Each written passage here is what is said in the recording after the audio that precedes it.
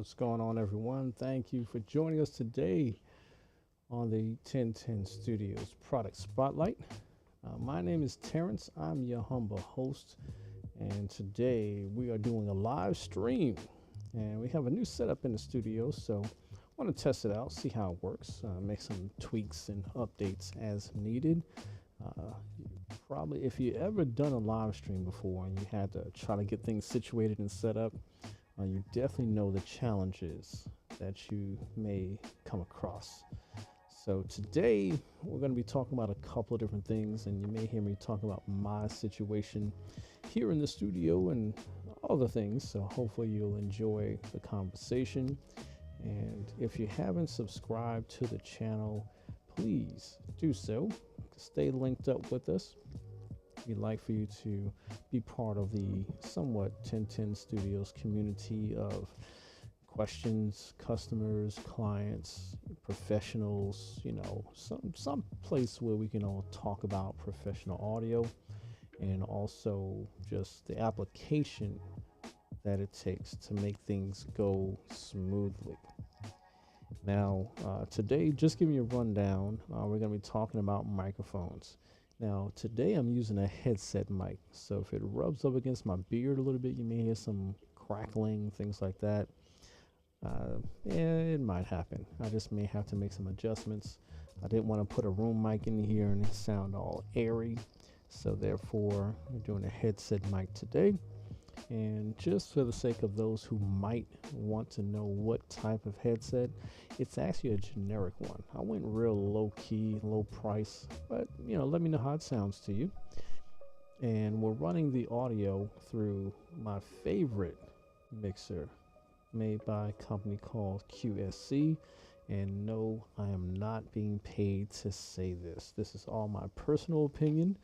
All the equipment that you see here was purchased with my money based out of my own income of doing audio events and sound and all types of things, or my paycheck that I get from the 9 to 5. So, having said that, any kind of kudos is from experience with the devices, and any kind of, best wishes is also from my personal experience. Now, to start off real quick, we're using, and here's the setup. Okay, so we're using the Shure, which one is this? This is a BLX4 and a body pack transmitter with a generic little basic low-key headset for the microphone.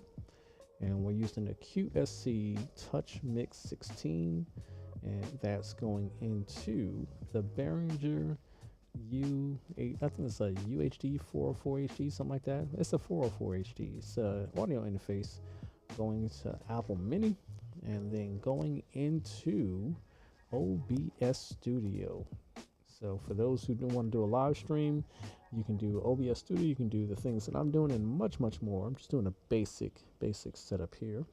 And the audio basically is being captured in that fashion. So the first thing about audio, or not the first, but one of the things about audio, you have to have a good source.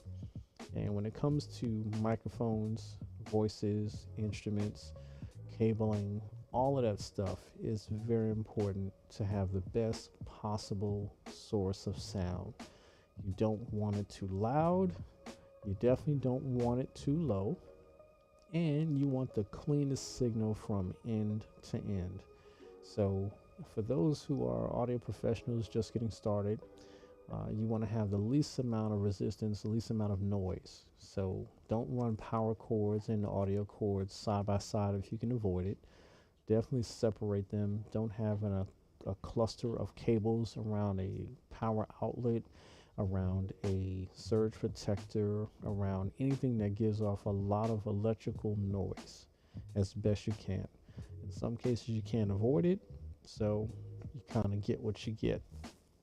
Now, microphones. Now with microphones, you have a number of different types. So you see here we have a basic standard everyday Samsung microphone on and off switch. good for vocals. Maybe, I wouldn't say an instrument, but this is strictly for vocals, singing or speech.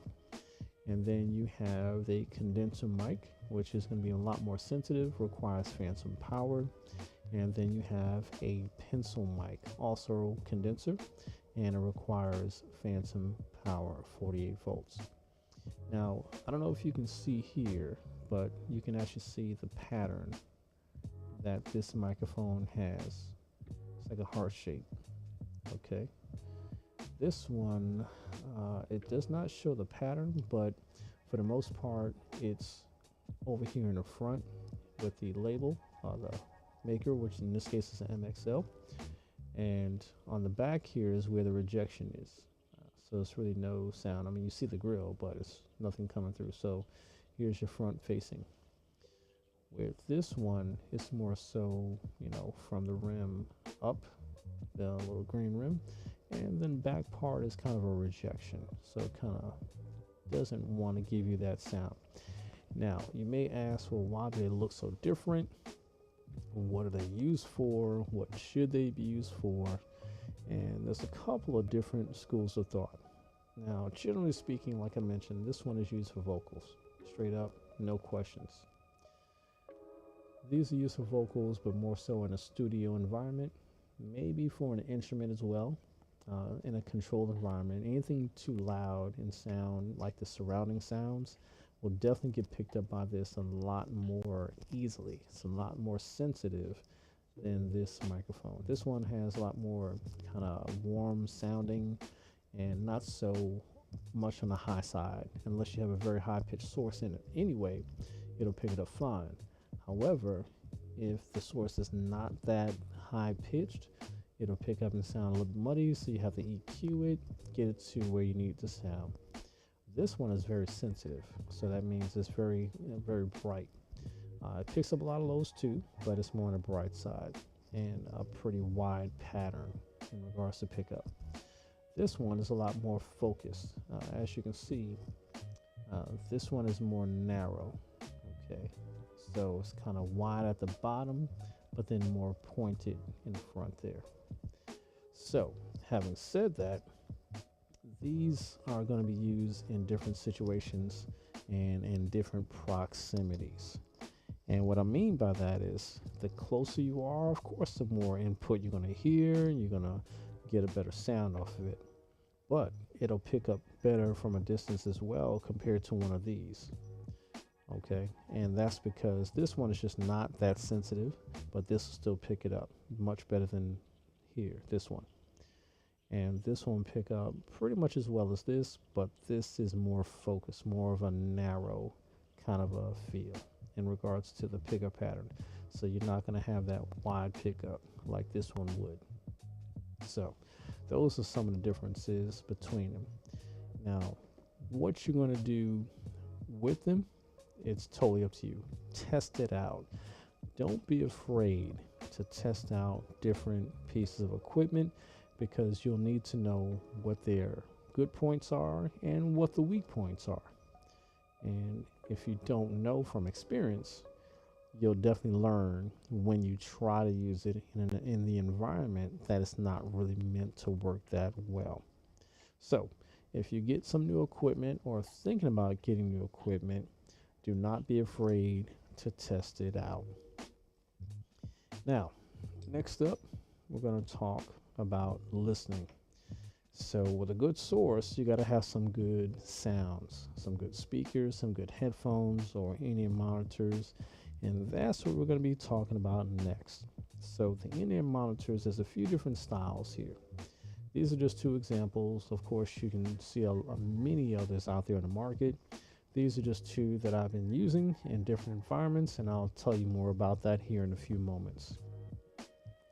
So you may have seen these two either in use online or anything like that. It's kind of dirty here. Got stuff flying all over. All right. So you have the X5. This is a small, it's called a U4 receiver. As you can see, it's pretty small and compact. All right. This is rechargeable. no external batteries, so you gotta charge up and use it as needed. Your basic volume button, your channel button to change channels, we'll talk about that in a minute, and your indicator lights and your on and off button and your headphone jack. Then you have the Shure P3RA, more of a external antenna. This one can use rechargeable batteries or typical alkaline batteries, and this is a lot more feature rich, and I'll talk about that here in just a few moments. Now, the X5, let's talk about this one first. So the X5, this is really good for quick set of listening, a pair of ears for listening. Now, this is just a receiver, and here's a transmitter. Now, it comes with these three pieces, right? And also the cable to charge it. So you have your mono headphone tip here that connects, and you can stick it inside of a headphone port, right?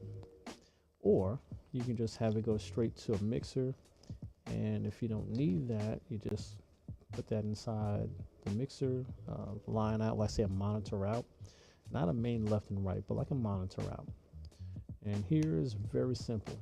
You have the mic line connection or mic line piece here, so this way you can do the volume level for a line level or mic level.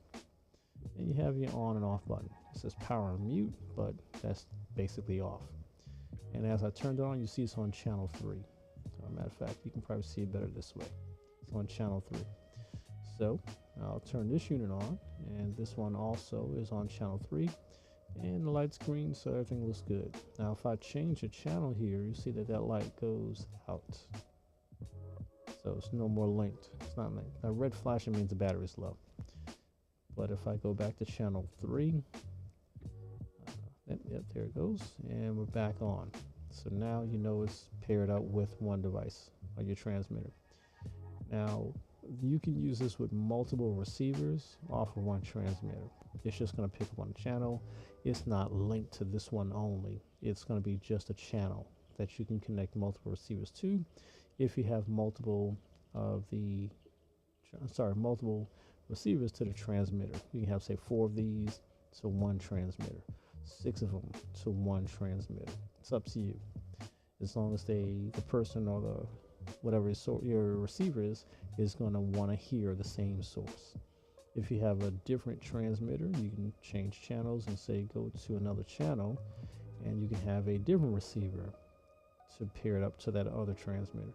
So you can go to at least, I'd say it has 6 channels, but I wouldn't say you can do up to 6, because if you got to change a channel, then you're pretty much one channel down in regards to transmitters and receivers. So I'd say about 3 would be a good kind of stretch of transmitters and whatever number of receivers that you might need.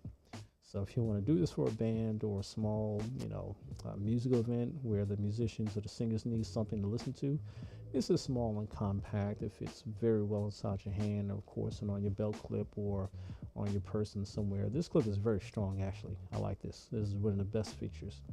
Now, what I don't care for, there are 2 things. One is this may be a little bit sensitive on the transmitter side, depending upon what you're plugging into. If the signal's too hot, it gets distorted, not very easily, but it's pretty noticeable if you're not careful. 2 is the fact that this volume button is easy to turn. So if you have this on your side and you brush up against your arm or anything else, your clothes, this volume can change dramatically without much effort. So that might be something to keep in mind and something that you may have to worry about. Other than that, it sounds great, works great. It's on 2.4 gigahertz. So distance is going to be an issue for some, but not for everyone. If it's a stage situation, you should be fine. If you plan to walk around a venue, you may have some issues based upon where that transmitter is sitting. Usually the transmitter is going to be facing this way, so the signal is going kind of up and down, not quite forward or backwards. But if you have the transmitter like this, it's more transmitting around, and so it's forward and backwards and side to side. So just something to keep in mind. This is the antenna, so try not to have it underneath and inside of something and really tucked away. You want to have this out and exposed as best as you can. And that might pose a little challenge based upon your mixer setup or your equipment setup or your receiving side where it's located. So keep that in mind. All right. Now, for the other system here. Now, of course, there's a transmitter. It's the rack mountable transmitter PSM 300. And this one gives you a lot more features. Oh, and I almost forgot to mention here. So this particular transmitter and receiver, this is mono. You're not going to get stereo out of it. Obviously, it's only one XLR connection or one headphone jack connection, a mono connection. You're not going to get stereo. Okay.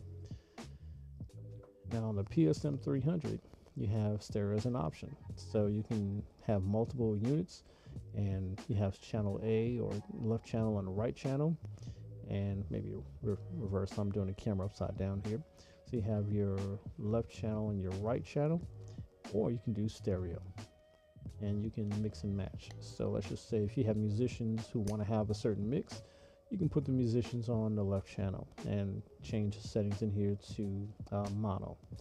And if you have singers that's on the same system, you can put them on the right channel so they can hear a vocal mix of sorts. Now, they're not going to have individual mix per person, but they'll have it as a group. So that's one option. Or you can just buy units, one per person, buy the amount that you need, and they can have a stereo mix provided you have stereo monitor outputs. So aux 1 and 2, that'll be stereo for this one. Aux 3 and 4, that'll be for the next one, and so forth and so forth. So depending upon your situation, this might be better suited for you. Now, as an audio engineer, I use this to monitor during shows off the headphone output of the mixer. So if I'm mixing, a band, if I pan something left and right, I can hear the difference in my ears because this is stereo. If I don't, then essentially I can only hear mono. I don't hear panning left and right or anything like that. So benefits of this, number one, you have rechargeable batteries. For those long events, you can swap out batteries and keep on going. Two, you got better distance in regards to the transmission and receiving. Clarity is great as well.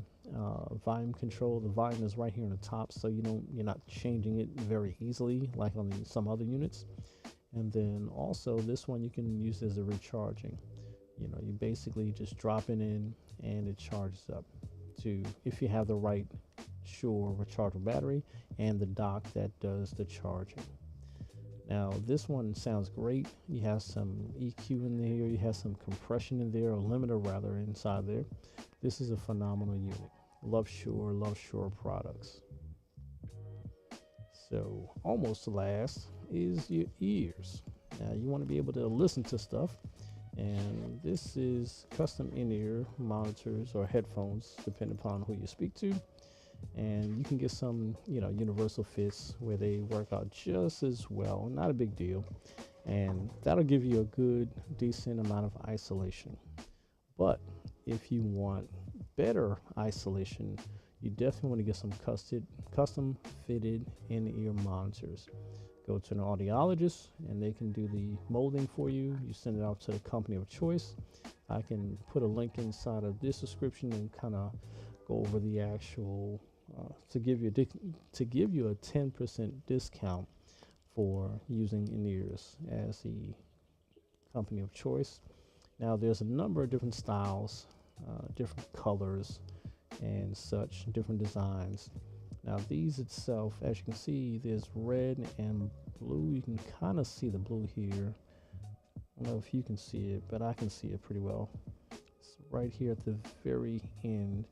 And you can have that as either your name or different colors to indicate left and right.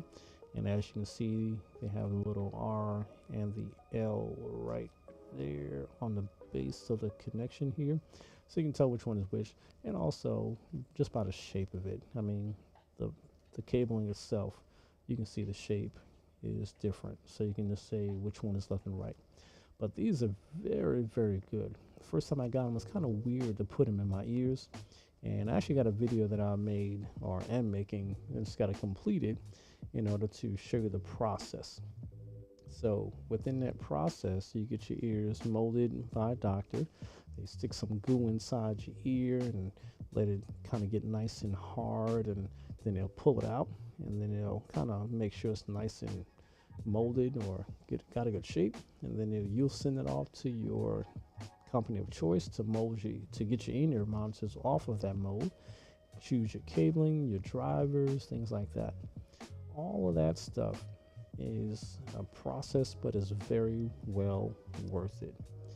So now I know the main topic of this is microphones, but what's important is that you're able to hear that microphone, because if it goes in, you should be able to hear it well coming out. And this is one way that you can monitor it in regards to what you're looking for. Now you may say, well, which microphone would I normally choose? That depends. Typically in live environments, you're going to choose a style like this, wired or wireless. If you're talking about studio environments, chances are you're talking about a condenser microphone for instruments and different singers, different types. But condenser mics are more common on the studio side of things. Now, at the end of the day, you definitely want to try out different types. Don't be afraid to purchase different styles and use them in different ways. Do research, here on YouTube or any other method. Look it up. Ask the manufacturer, what is this mic made for? What was in mind when this microphone was being produced? And they'll be happy to tell you this is put together by these engineers. Look up some of the history of the company, and they generally have a focus, instruments or vocals, or just a wide range of products and microphone lines in order to satisfy the needs. So this particular episode was a rough edit, a rough draft of what we're going to be doing here in the future. Now, keep in mind that we definitely would love to hear from you in regards to different subjects you want us to cover. So definitely send us an email at info@1010studios.net, or you can drop a comment here on this particular video and let us know what you would like us to talk about for future subjects. Now, of course, we're going to be talking about all things audio and also some things video, because they generally go hand in hand nowadays. So we definitely appreciate you tuning in. We ask you to join us on our next episode. Stay tuned and stay blessed.